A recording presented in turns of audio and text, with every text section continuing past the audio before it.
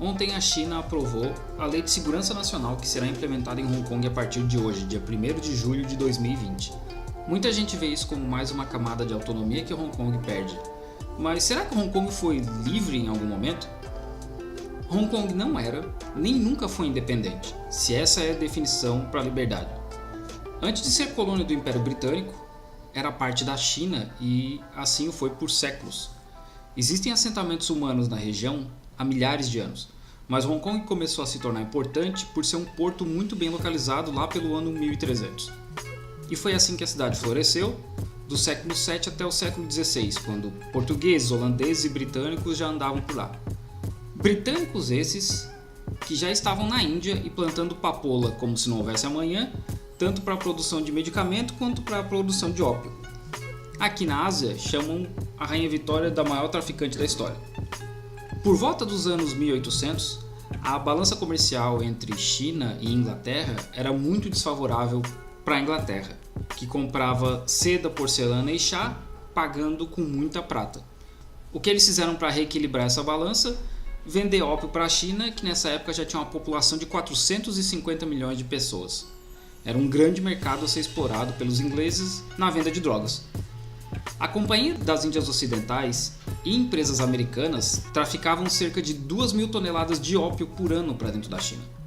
Com isso, o fluxo de prata foi revertido, além de ter viciado milhões de habitantes. O imperador da época, Dao Guang, da dinastia Qing, chegou a escrever para a Rainha Vitória pedindo que parasse esse tráfico internacional de drogas. Obviamente ela não deu ouvidos e o comércio continuou. Ele ainda tentou trocar chá por ópio, mas não era vantajoso para as empresas da época. Então, em 1839, ele mandou confiscarem 1.200 toneladas de ópio aqui na região de Cantão, onde eu moro.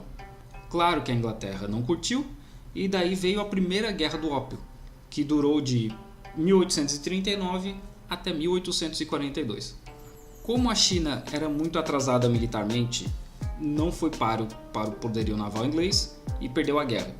Além de 4.000 mortos, perdeu a ilha de Hong Kong para sempre e algumas ilhas menores da região.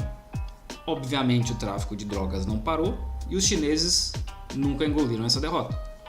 Enquanto isso, os britânicos queriam revisar o Tratado de Nanjing, feito após o fim da Primeira Guerra do Ópio, e incluir novos privilégios, como liberdade para abrir empresas em toda a China, um embaixador inglês em Pequim e tratados em inglês que valeriam mais que as versões em chinês.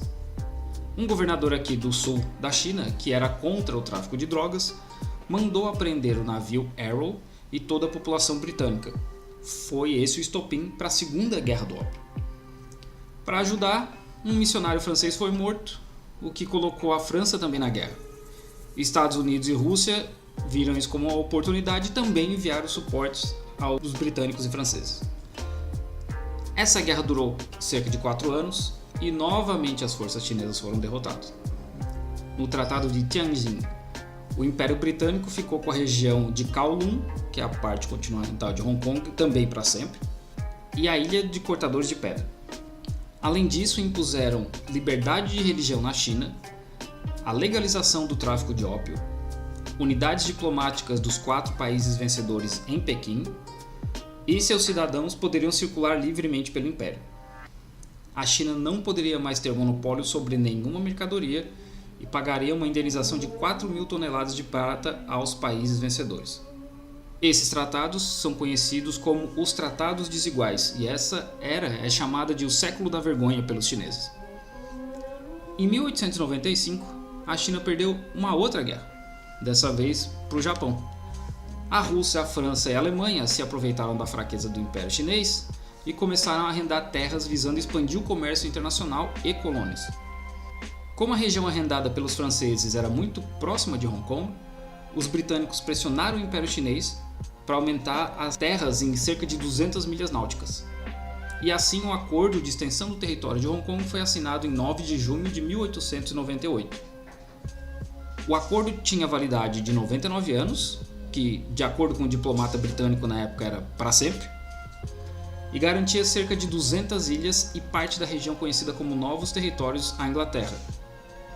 Durante o período colonial, Hong Kong nunca teve uma democracia. Não haviam eleições, não haviam representantes locais, as leis eram basicamente copiadas das leis inglesas, assim como os juízes também eram ingleses. Alguns bairros da ilha de Hong Kong eram exclusivos para brancos, tanto que até hoje parte de Central é chamada de Distrito Ocidental.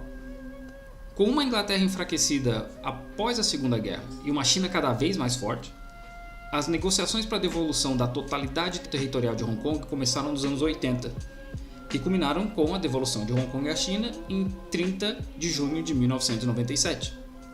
O acordo firmado entre os dois países garante autonomia em certas áreas para Hong Kong até 2047, quando Hong Kong será oficialmente China. Hoje, dia 1º de julho de 2020, a China vai impor essa Lei de Segurança Nacional e, pela Constituição de Hong Kong, a Basic Law, eles deveriam ter redigido essa lei há décadas e não fizeram, abrindo uma brecha para que Pequim fizesse.